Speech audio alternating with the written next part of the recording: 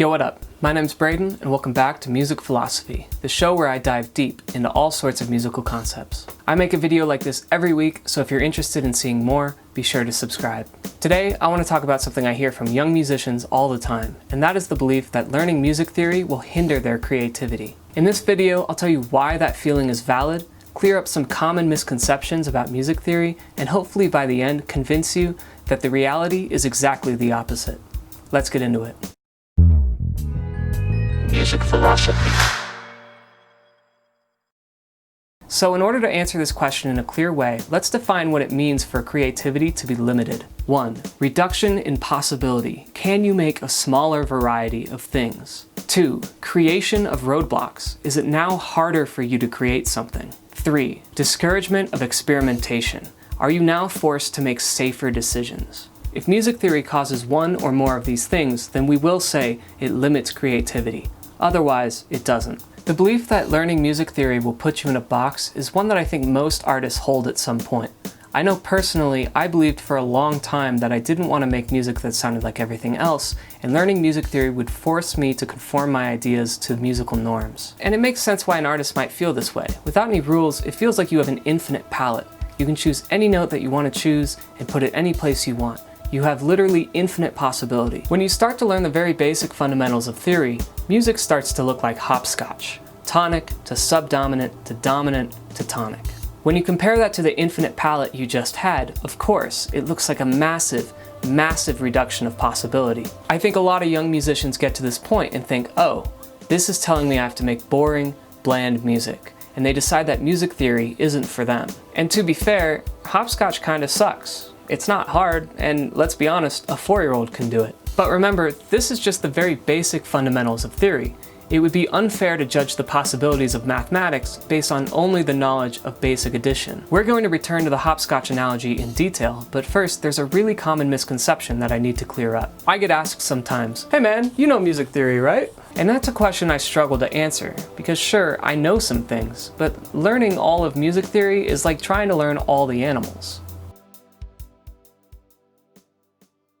You might remember learning the animals as a young child. You know, the classics. Elephants, giraffes, monkeys, snakes. And at one point you probably thought you were making pretty good progress, and you wanted to learn them all. So you probably had an interaction like, Mom, how many types of animals are there? I don't know. A lot? If you were a kid like me, that was probably pretty dissatisfying. Like, what do you mean? Surely there's some amount of animals on the planet, and surely we've counted all the different types. But then as you grow up and gain more and more experience, you start to realize there's a lot of animals. You can't just count elephants, giraffes, monkeys, snakes. There's 4. Like, no, there's over 3,000 species of snakes alone. And then you realize around 18,000 new species of animals are discovered every year.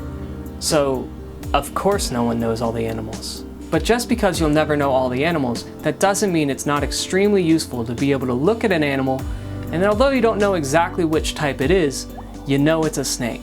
And you know how snakes make you feel, and you know the kinds of things you should or shouldn't do when there's a snake around. Just like music theory, you will always encounter sounds and chords that you haven't heard before. But the more you learn, the more you'll be able to group those sounds together, understand how they make you feel, and make educated decisions about what to do with them. You're not just going to learn the secret code of music that will allow you to make great songs and then you're done. No, you're starting a lifelong journey of knowledge acquisition. You will never know all of it. No one does.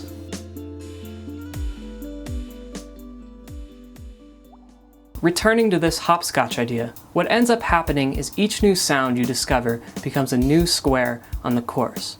But it's important to realize that that doesn't happen just by being able to name the sound.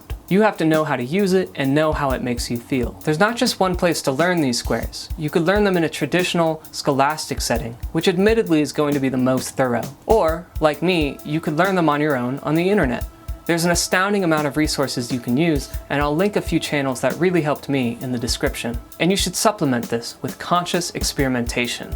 That is, just trying different sounds and trying to understand why they work, why they don't work, why they make you feel a certain way, all those kinds of questions. Eventually, when you look back at your hopscotch course, you'll realize it now more closely resembles a tree, a decision tree. No matter what box you're in, you'll see in front of you a collection of places you know you could go. And importantly, you'll know the effects of each of these choices and have insight into which you should choose. As you acquire more knowledge, you realize it's not just about which boxes you step in, which path you take up the tree, but also how you do it. There's a caption for style points that you cannot overlook. There are a lot of artists who take pretty simple, generic paths up the tree, but they do it in their own interesting, unique way. I'm sure you're aware that most of pop music uses the same few 4-chord loops. They each take similar paths up the tree, but each of them traverse that path differently. When you combine all the possible paths and all the different ways to walk them, you're back in a position of infinite possibility. But you are not back where you started, because before you were in the middle of nowhere, and while you could go anywhere, you'd have to wander blindly until you got there. Now you have a map of sounds and concepts that you can constantly reference to reach your destination, and it's a map that can possibly reveal other, better paths to you as well. Plus, all this is neglecting to mention that music theory gives language to musical concepts that is extremely useful for communicating ideas to other musicians. So, does music theory hinder creativity? Well, let's remember our criteria. 1. Reduction in possibility. Can you make a smaller variety of things?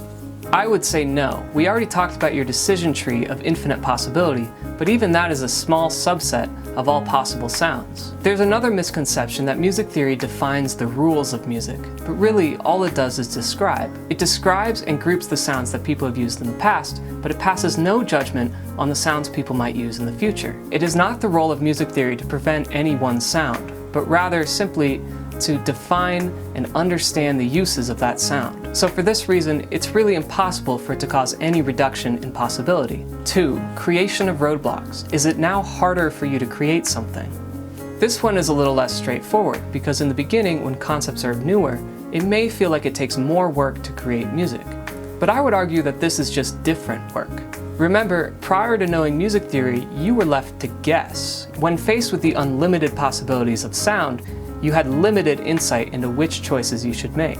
This can be pretty overwhelming and even makes people give up entirely, never finishing the song.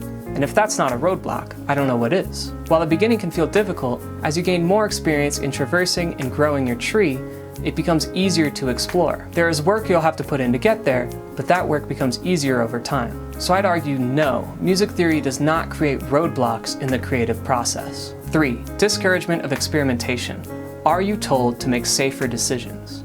Remembering for the first point that it's not the role of music theory to prevent the use of any sound, it seems like the answer is no, although I understand why people might feel otherwise initially. Because yes, in order to healthily grow your tree, you are going to have to spend more time with more common sounds. But remember, these sounds are common for a reason, and you'd be doing yourself a disservice by ignoring them. Even if your goal is extreme experimentation, it's still incredibly important to understand the fundamentals. In the words of Pablo Picasso, learn the rules like a pro so you can break them like an artist. While you will need to learn non-experimental concepts, music theory itself does not discourage experimentation. And with that, we can cleanly say that no, music theory does not hinder creativity. I hope you enjoyed this episode of Music Philosophy. If you did, be sure to like, comment, and subscribe for more. Big shout out to everyone who has decided to tune in so far. We just hit 100 subscribers, which is a huge milestone that I thought would take much longer to reach. Thank you so much. I really appreciate your support. If you do happen to want to support me further, the absolute biggest thing you can do is send this video to a friend you think would enjoy it. I'm not really in a position where YouTube will organically send out my content to a bunch of people, so word of mouth is really the name of the game. Anyway, I'm going to continue making videos like this weekly. While you wait for the next one, you can click here to watch the previous video and here to subscribe. Thank you so much for watching, and I'll see you next time.